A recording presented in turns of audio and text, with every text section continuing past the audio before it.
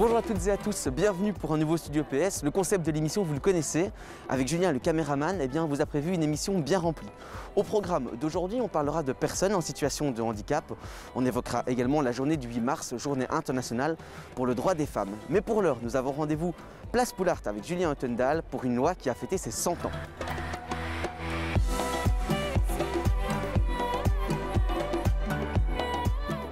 Julien Ottendal, tu es sénateur fédéral et tu voudrais nous parler d'une loi qui a fêté ses 100 ans il y a quelques jours, une loi qui concerne les drogues, une loi qui est plus vraiment à jour. Alors en effet, on a voté le 24 février 1921 cette fameuse loi drogue. Il faut savoir qu'au départ, pourquoi on a voté cette loi? On l'a votée pour lutter contre l'opium. Et je pense que ça démontre déjà un peu pourquoi aujourd'hui elle n'est plus à jour. Alors c'était quoi les objectifs de cette loi? Eh bien, c'était de diminuer l'accessibilité de ces drogues, c'était réduire la consommation, c'était assécher ces réseaux criminels de vente. Et en fait, quand on regarde le résultat aujourd'hui, il est tout à fait opposé à ce qu'on recherchait. On n'a jamais autant consommé qu'aujourd'hui. Les gens sont de plus en plus jeunes d'ailleurs à consommer. Le cannabis, par exemple, n'a jamais été aussi accessible qu'aujourd'hui. Et ces drogues n'ont jamais été aussi profitables et lucratives pour les réseaux criminels. Donc je crois qu'à un moment, on doit se poser les bonnes questions. Et la première de ces questions, c'est évidemment d'évaluer cette loi. Est-ce que cette loi est adaptée aux objectifs que nous poursuivons? Est-ce que pour aider les personnes qui ont une consommation problématique, parce qu'il y en a évidemment, est-ce qu'on va les aider en leur infligeant des amendes, en leur collant des PV, en les emprisonnant? Aujourd'hui, il faut savoir que la moitié des personnes qui sont incarcérées en Belgique, plus de la moitié même, le sont pour des faits liés à cette loi. Je crois qu'on doit aujourd'hui avoir l'honnêteté d'esprit, l'honnêteté intellectuelle de se remettre en question et de voir si le paradigme qu'on a mis en place il y a 100 ans est encore à jour aujourd'hui. On dit qu'un jeune sur 4 va consommer un moment dans sa vie du cannabis. Justement, mettre cette loi à jour, est-ce que ça permettrait de changer cette situation? En fait, l'objectif aujourd'hui, avec une véritable réglementation du marché du cannabis, c'est de diminuer l'accessibilité du cannabis. Pourquoi? Parce qu'aujourd'hui, en fait, on est face à un marché où il n'y a aucune règle.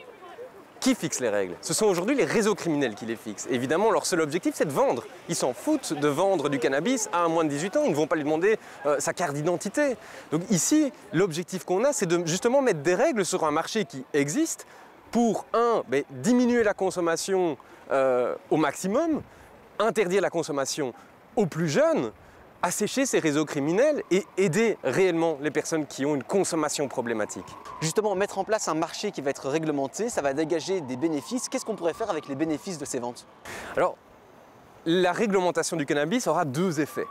Premier effet, on va déjà réduire massivement les dépenses liées à la répression. Il faut se rendre compte qu'aujourd'hui, on dépense des centaines de millions d'euros dans cette répression. Alors, on est dans une époque où on cherche de l'argent partout, on essaie de faire des économies partout, et là, on dépense à tout va pour une politique qui ne fonctionne pas. Donc déjà, on va pouvoir réduire massivement ces dépenses. C'est pas pour ça qu'il n'y en aura plus, parce qu'il faudra toujours réprimer évidemment celui qui tentera de vendre du cannabis à un mineur. Donc, ce ne sera pas à zéro, mais on va faire des réductions de dépenses qui sont massives. Et à côté de ça, évidemment, il y a une manne financière à aller chercher. On doit organiser une fiscalité liée au cannabis. Cet argent, on va pouvoir l'utiliser à quoi? On va pouvoir tout d'abord l'utiliser à la prévention, à l'accompagnement des personnes qui ont une consommation problématique. Aujourd'hui, le secteur de l'aide et de l'accompagnement, c'est le parent pauvre dans le monde des drogues. C'est eux qui gagnent, qui reçoivent le moins d'argent par rapport aux piliers répressifs, par exemple, qui reçoivent évidemment la plus grosse part du lion.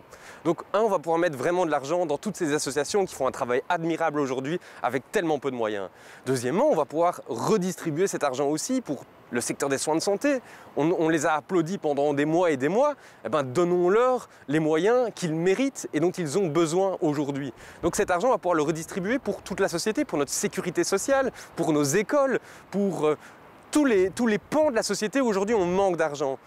Arrêtons de dépenser stupidement cet argent et réaffectons-le de manière intelligente. Merci Julien pour cet éclaircissement. On s'y connaît un peu mieux en cannabis maintenant. Avec plaisir. Julien, dis, le live qu'on a fait il y a quelques jours pour le 8 mars, la journée internationale du droit des femmes, tu l'as vu? Viens, je te fais un résumé.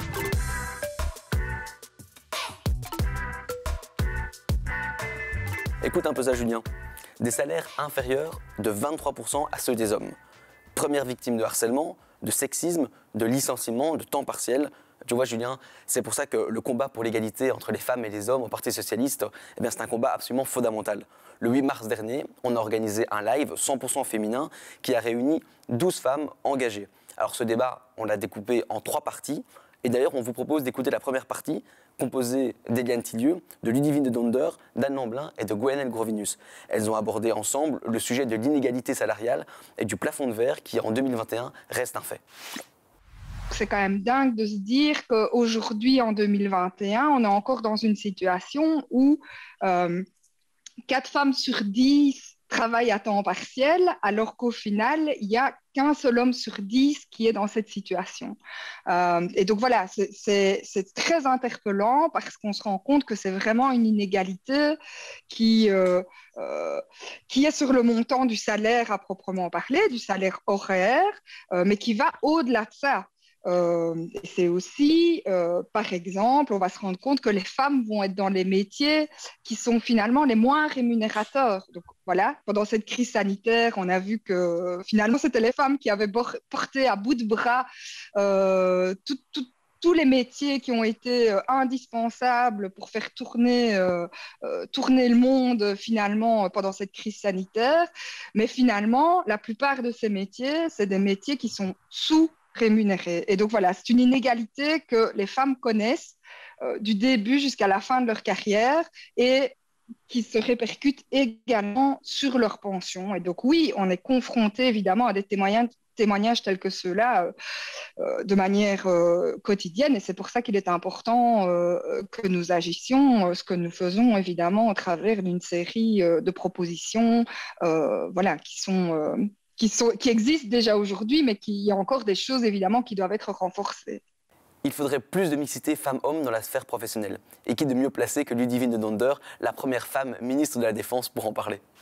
Effectivement, être la première femme ministre de la Défense, évidemment, c'est une fierté. C'est aussi une reconnaissance de mon travail, mais au-delà de moi, de toutes les femmes, quelque part, de leur travail pendant autant d'années, de leur détermination.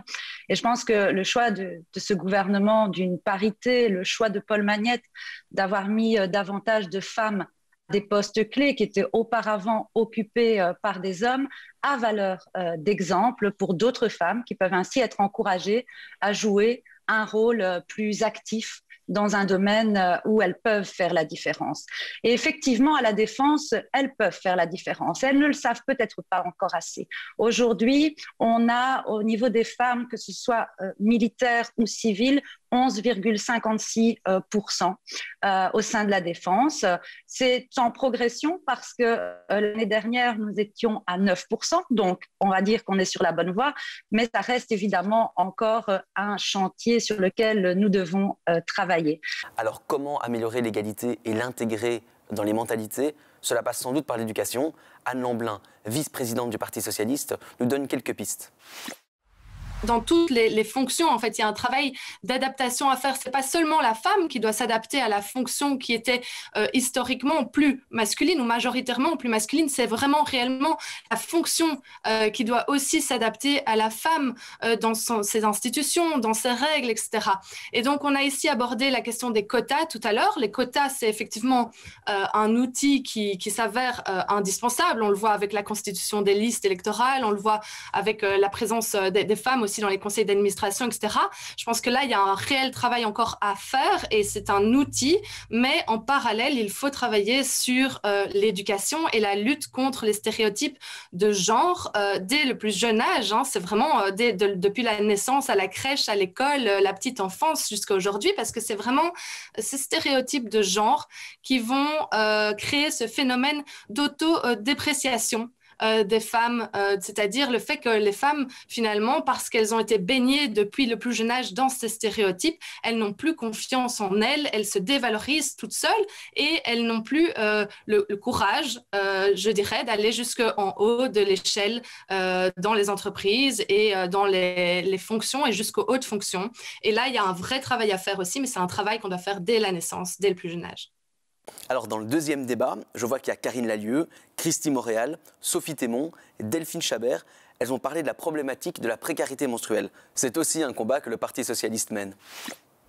Dans précarité menstruelle, il y a précarité. Et précarité, c'est la question de la situation de pauvreté dans laquelle se trouvent les femmes. Il faut savoir qu'aujourd'hui, dans toute la Belgique, hélas, la précarité, c'est un phénomène féminin. Vous regardez dans toutes les couches de la société, que vous preniez des catégories de population, que ce soit les pensionnés, les travailleurs, les chômeurs, etc. À chaque fois, les femmes sont en situation plus grande de difficulté et de pauvreté dans cette population, hélas, trop grande chez nous des précaires. Donc, non seulement c'est une question d'inégalité, de pauvreté, et puis dans le deuxième mot qui est menstruel, c'est la question du tabou. En fait, c'est un vrai tabou, cette question des règles, cette question du corps des femmes. Et donc, on a une combinaison à la fois de la question de la pauvreté, qui est un phénomène féminin, hélas, et la question d'un tabou qui touche le corps des femmes. Vous mettez les deux, ça fait quelque chose d'explosif. Et aujourd'hui, c'est vrai que ça n'avait l'air de rien avant qu'on nous alerte là-dessus. Mais des femmes sont en grande difficulté par rapport aux frais qu'elles doivent dégager pour acquérir des protections périodiques. Et ces difficultés ont des impacts, des conséquences très directes sur leur santé. On a des chiffres. Alors, le problème aussi, c'est que c'est quelque chose dont on parle depuis assez peu, donc on n'a pas beaucoup de chiffres, mais les chiffres qu'on a de l'extérieur, notamment de France, montrent que quand même une étudiante sur 10 fabrique elle-même ses protections périodiques avec du papier toilette, avec du papier journal, etc., et met sa santé en danger. Donc, on est vraiment face à quelque chose qui est une inégalité sociale, une inégalité entre les femmes et les hommes, et une question de santé publique où le corps des femmes est en danger pour des questions de précarité, et ça, c'est impensable. Et je dirais une dernière chose par rapport à ça, c'est que quand il a fallu dans les écoles équiper les toilettes publiques de papier toilette, on ne s'est pas posé la question du coût que ça allait représenter, hein. On a payé, et c'est tout à fait normal pour tout le monde qu'il y ait du papier toilette dans les écoles. Aujourd'hui, parce que les protections périodiques ne concernent que les femmes, ça poserait un problème, ça coûte cher, on doit faire des études budgétaires, etc. Et donc, je pense que c'est ça qu'on est en train de faire évoluer, c'est grâce à ce combat socialiste, hein, notamment, puisqu'on va le voir, je pense que Karine Lallieu, qui a eu une action très très forte par rapport à ça, à peine son entrée en fonction, elle le dira mieux que moi, hein, dégager les moyens par rapport à ça, mais c'est faire en sorte que le corps des femmes, que les besoins physiologiques du corps des femmes soient considérés au même titre que les besoins du corps humain quand ils concernent aussi les garçons. Comme le dit Delphine Chabert, personne ne se pose la question quand il faut acheter du papier toilette pour les écoles. Alors pourquoi ce serait un problème pour les protections hygiéniques dont les filles ont besoin ? La précarité menstruelle est une nouvelle forme de précarité qui touche les femmes. D'ailleurs, je vous propose d'écouter Karine Lallieu qui va donner son avis par rapport à cette situation. Ce qui est important aujourd'hui, c'est qu'on en parle. C'est d'abord en parler, parce que quand on n'en parle pas, Delphine l'a dit, c'est d'abord tabou, parce que les règles sont encore tabous dans notre société, mais aussi le témoignage de femmes permet de dire à d'autres femmes, eh bien, je ne suis pas la seule dans les difficultés, et je peux effectivement aller chercher de l'aide. Et en tout cas, chacun peut compter, je pense, sur le dynamisme des députés socialistes, quel que soit le niveau de pouvoir aujourd'hui, et des ministres. Et c'est vrai que Christie en parlera bien évidemment, parce qu'elle est présidente de la conférence interministérielle droits des femmes. Et on sait que ça va être une priorité pour 21. Alors c'est vrai que dès que j'ai pris mes fonctions, on a travaillé dans le cadre de la crise Covid avec les groupes les plus vulnérables. Et dans les groupes les plus vulnérables, les femmes sont surreprésentées. Elles sont souvent sous-représentées ailleurs, hein, mais là, malheureusement, elles sont surreprésentées. Et dans ce cadre-là, évidemment, très vite est arrivée sur la table la problématique de la précarité en général des femmes, mais de la précarité menstruelle, parce que les femmes vont faire quoi ?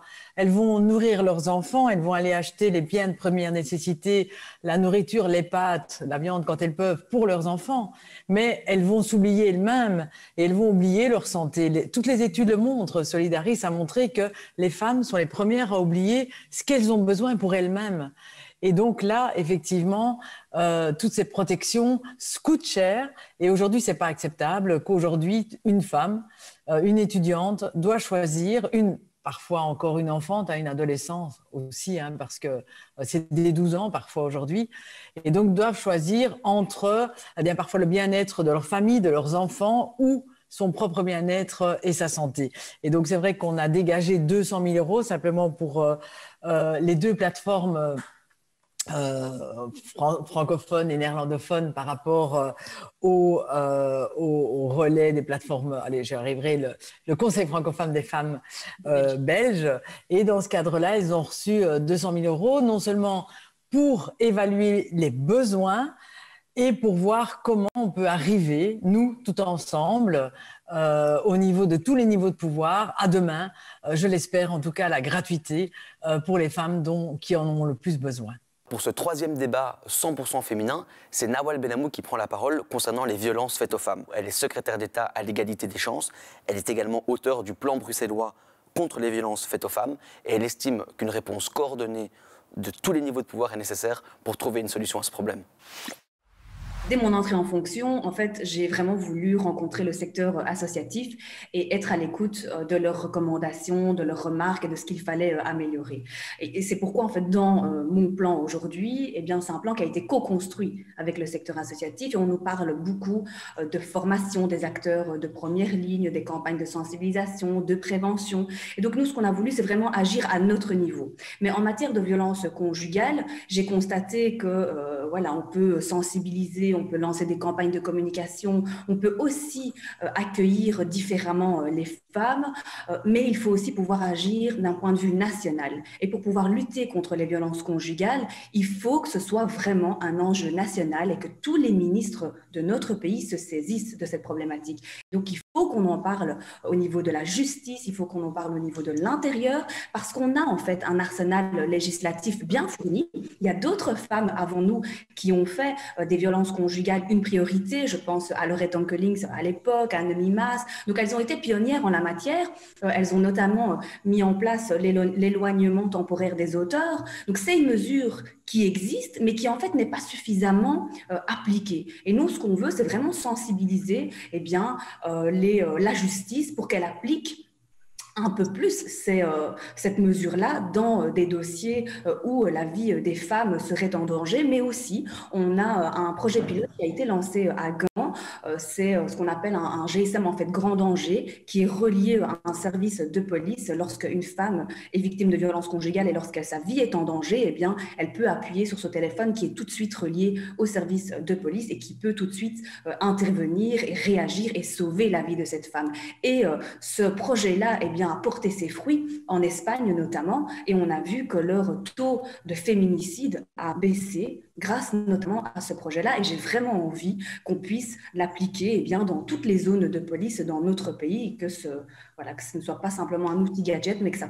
permette vraiment de lutter contre les féminicides et aussi de reconnaître le féminicide dans notre code pénal. Je pense qu'il faut pouvoir aussi nommer le meurtre d'une femme parce que c'était une femme, il faut pouvoir le dire.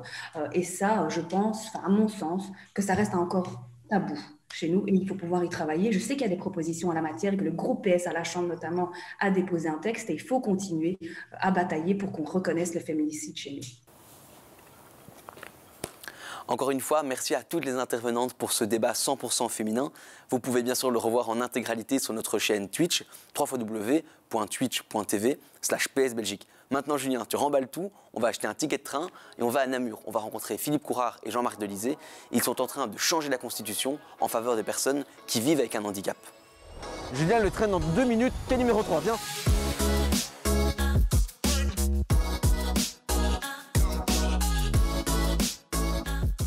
Bonjour Philippe Courard, bonjour Jean-Marc Delisée, merci d'avoir répondu à notre demande d'interview. Alors vous étiez tous les deux secrétaires d'État en charge de la personne handicapée. Il y a quelques jours, on a voté en commission à la Chambre une proposition de révision de la Constitution. Cette révision, elle concerne les personnes porteuses d'un handicap. Jean-Marc, vous avez parlé d'un jour historique quand la Chambre a approuvé ce projet de révision. Oui, c'est avec beaucoup d'enthousiasme qu'on a vu venir ce texte initié par Philippe Courard et 2 de ses collègues sénateurs, parce que c'est une étape, cela a été dit, cela a pris du temps pour aboutir à un vote en séance plénière du Sénat, qui vient maintenant à la Chambre. Je crois que le secteur, il est demandeur. Il est demandeur que les pouvoirs publics, l'État en tant que tel, notre Constitution, qui est notre acte fondamental, reconnaissent toutes ces personnes dans leur pleine citoyenneté, avec l'ensemble de leurs droits. Et je crois que pour elles, c'est vraiment un levier qu'ils pourront utiliser si ce n'est pas le cas. Alors, la révision, elle dit ceci. Chaque personne en situation de handicap a le droit à une pleine inclusion dans la société, y compris à des droits à des aménagements raisonnables. Qu'est-ce qui va changer concrètement ? Le changement d'idée, c'est qu'auparavant, on considérait le handicap comme un problème médical. Maintenant, il faut le considérer comme un problème environnemental, puisqu'on peut connaître le handicap en fonction de la situation dans laquelle on est. Ça signifie clairement qu'on doit adapter notre société pour permettre à la personne qui connaît le handicap de pouvoir s'y mouvoir, de pouvoir y vivre normalement. Donc ici, la notion d'inclusion permet d'aller plus loin et d'imposer à cette société de faire un effort et pas à la personne qui connaît le handicap de faire l'effort. C'est la société qui doit faire l'effort.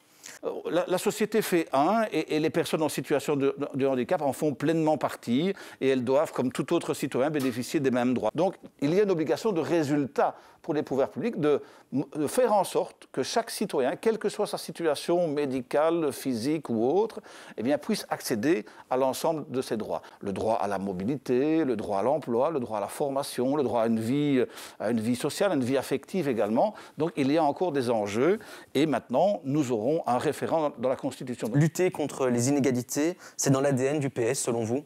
L'égalité est une valeur fondamentale pour nous socialistes, ça c'est sûr. Ce qui change ici, c'est aussi le regard sur le handicap. Si on regarde la situation, Philippe, il y a une quarantaine d'années, on avait d'abord un vocabulaire très dévalorisant. On parlait d'infirmité, on parlait d'estropié, on parlait d'attardé, un vocabulaire qui n'était absolument pas approprié. Et ces personnes étaient mises de côté. Le handicap était vraiment un tabou. Et la société a évolué, les mentalités ont évolué, elles doivent encore évoluer parce qu'il reste quand même encore beaucoup de discrimination sur des mentalités qui ne sont pas adéquates. Des discriminations, de l'exclusion. Mais dans l'ensemble, le regard de la société fait en sorte que maintenant, on reconnaît la pleine égalité de ces citoyens. Ça va évidemment dans le sens de nos valeurs fondamentales.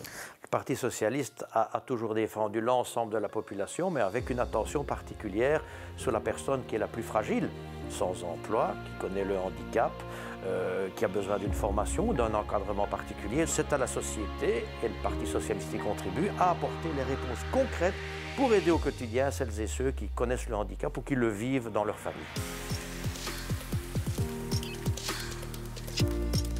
Alors maintenant, on a rendez-vous avec Catherine. Catherine, c'est la présidente d'une ASBL. Cette ASBL, elle a créé une crèche pour les enfants qui vivent avec un handicap. Je vous propose de faire un zoom avec elle tout de suite. Salut Catherine. Bonjour Jean. Alors tu nous as donné aujourd'hui rendez-vous dans ta cuisine pour discuter des personnes en situation de handicap. Tu es présidente d'une ASBL qui œuvre justement pour ces personnes. Explique-nous comment ça a commencé. En fait, tout d'abord, je suis maman de 2 enfants, 2 filles, 2 princesses, dont l'une est née avec une particularité, elle est trisomique 21. On s'est aperçu que beaucoup de crèches refusaient un certain type de handicap. Alors que justement, l'inclusion est une richesse. Apprendre des autres, quelles que soient leurs différences. Je pense aux enfants qui vont grandir avec des enfants différents. Ils vont apprendre l'empathie. Les enfants différents vont être tirés par les enfants dits normaux. Je pense que tout le monde est gagnant. Alors justement, tu utilises un mot très précis, l'inclusion. C'est un terme qui a été précisé justement dans la modification de la Constitution. Je pense que tu préfères inclusion que intégration. Oui, l'intégration, en fait, c'est l'adaptation des individus différents à un système dit normal. Et justement, moi, je ne veux pas qu'on catégorise. Voilà, on vit tous ensemble. Je pense que la diversité, c'est la norme, en fait. Si on se projetait dans quelques années, qu'est-ce que tu souhaiterais encore changer et qu'est-ce que tu espères pour les années à venir? Ce que j'espère, c'est que le mot inclusion, intégration, tous ces mots-là disparaissent en fait. Que tout soit normal, que la différence ne fasse plus peur. Voilà, il faut vivre ensemble, on grandit ensemble. Voilà, et comme j'aime répéter cette phrase d'un poète hongrois qui disait ce que nous avons tous en commun, en fait, c'est notre différence. Je crois que ce sera le mot de la fin. Merci Catherine pour ton témoignage. À bientôt. À bientôt, merci. Et voilà, on est de retour à Bruxelles. On espère que cette émission vous a plu. N'oubliez pas, les sujets et les émissions sont à voir ou à revoir sur notre page YouTube. On se donne rendez-vous très bientôt pour un autre Studio PS. D'ici là, comme d'habitude, portez-vous bien. À la prochaine. Bye.